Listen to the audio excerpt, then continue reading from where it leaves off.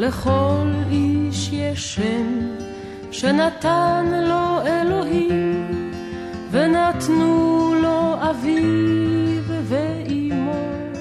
Hola oyentes de Radio Sefarad, volvemos a comunicar con Alejandro Rubinstein para seguir hablando de los buenos nombres. ¿Qué tal, Alejandro? ¿Qué tal, Jorge?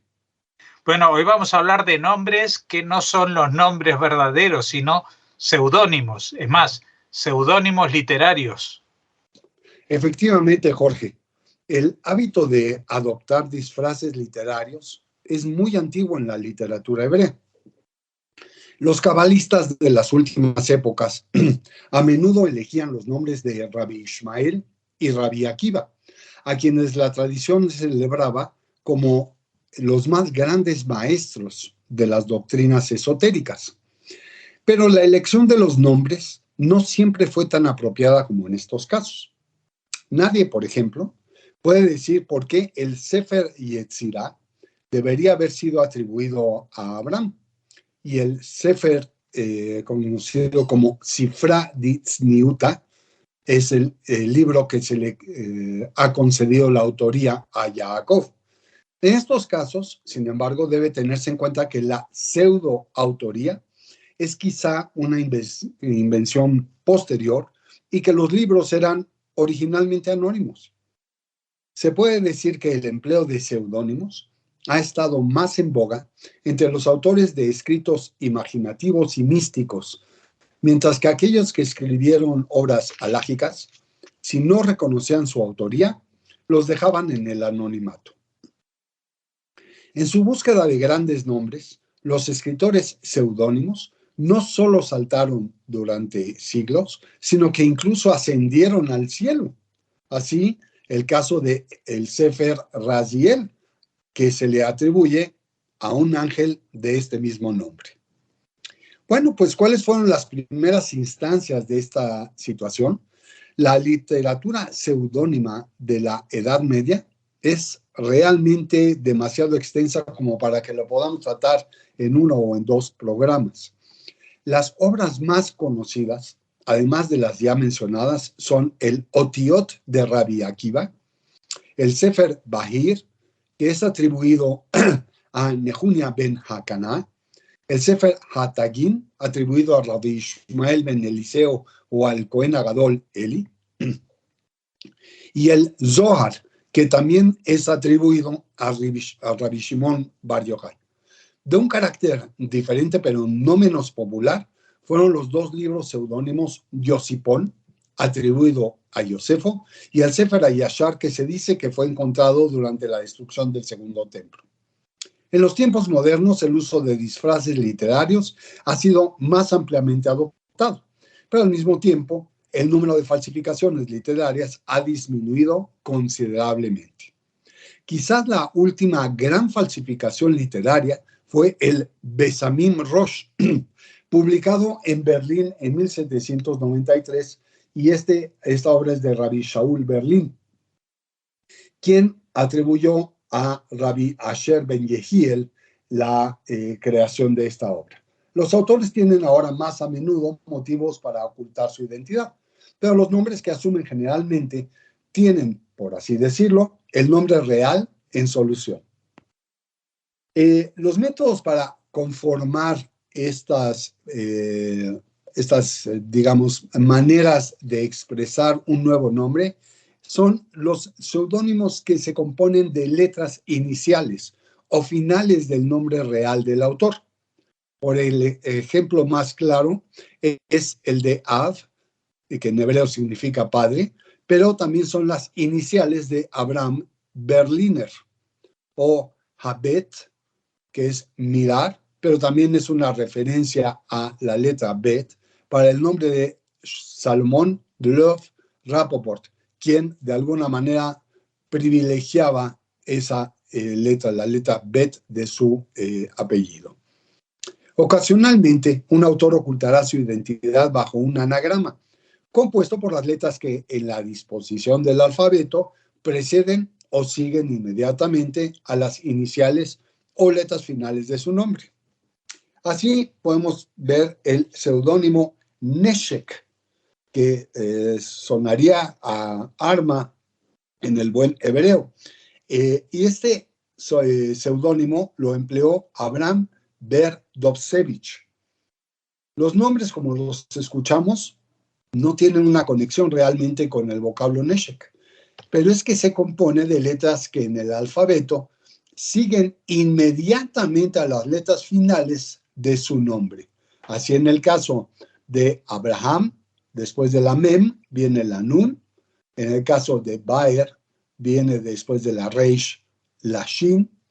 Y obviamente así vamos conformando letra a letra hasta llegar a Neshek.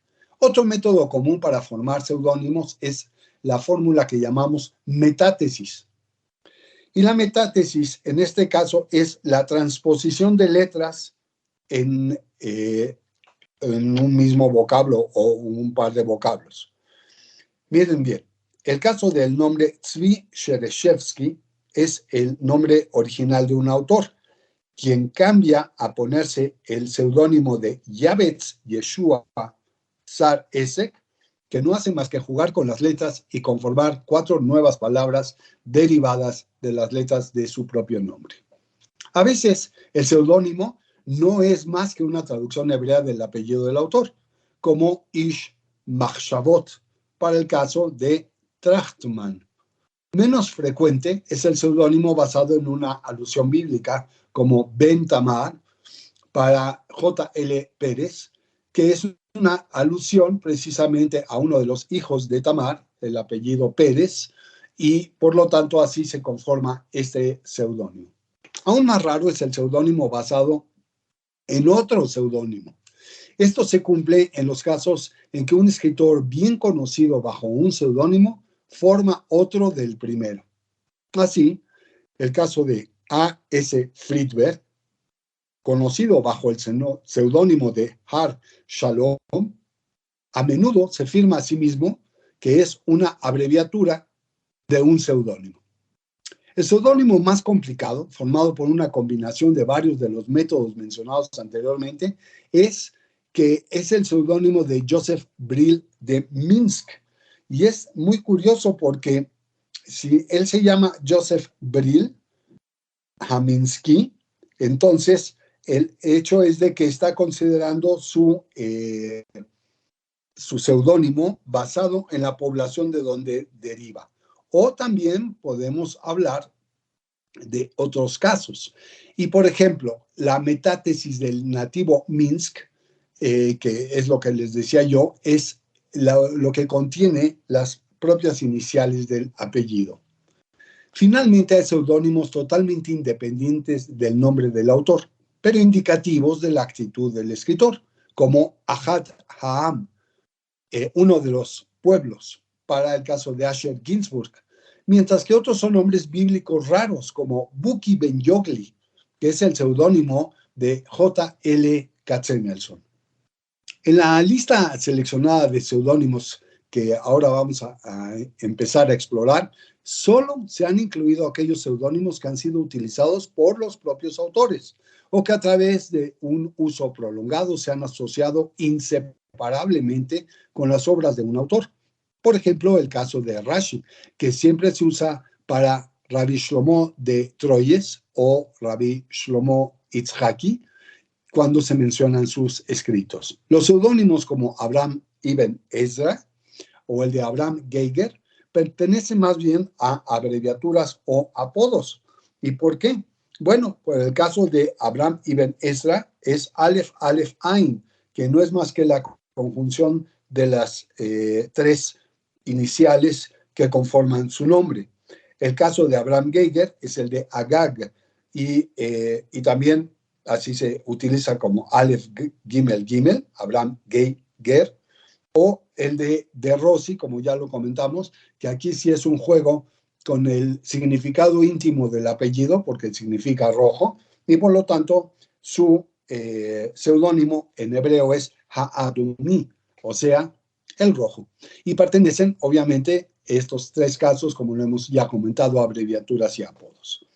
Era costumbre que los autores conocidos de la época medieval fueran conocidos por los títulos de sus obras en lugar de por sus propios nombres.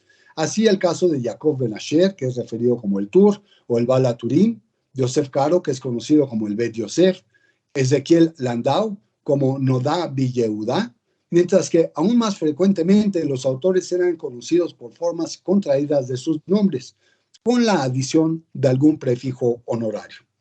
Entre los escritores hebreos contemporáneos, esta práctica se observa aún más ampliamente, aunque no hay un título honorífico. La mayoría de los escritores yiddish, de hecho, parecen preferir escribir bajo algún seudónimo, y su ejemplo es seguido a veces por los escritores modernos del hebreo, aunque estos, por regla general, prefieren dar un nombre compuesto de sus iniciales. Y vamos ahora sí a la lista de seudónimos más prominentes adoptados en los últimos años por escritores contemporáneos. Y muchos de ellos imprimen sus nombres hebreos en caracteres latinos, evidentemente. El seudónimo de Adam, que significa hombre, es utilizado por el autor D.M. Anderman.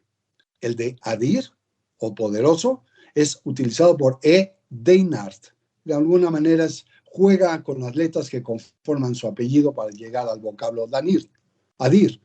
Efraim Deinart fue uno de los más grandes libreros hebreos de todos los tiempos. Fue también un bibliógrafo, un publicista, un polemista, un historiador, un memorialista y hasta autor y editor. Todo en uno. De Ginsberg, que ya hemos hablado ahora, Ahad es realmente una persona muy importante en el sionismo porque nació en 1856 cerca de Kiev, en Ucrania, y muere en 1927 en lo que fuera la Palestina británica.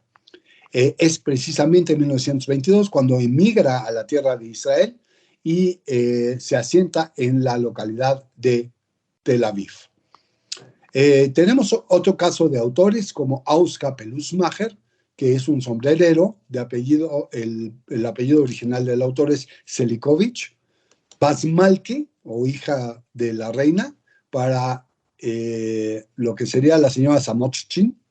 El autor Davidovich utilizó algo muy sencillo, el seudónimo de Ben David, hijo de David, el amado, o Bananov, que utilizó el nombre de Ben Efraim, obviamente una connotación de ser el hijo de Efraín, y por lo tanto fructífero.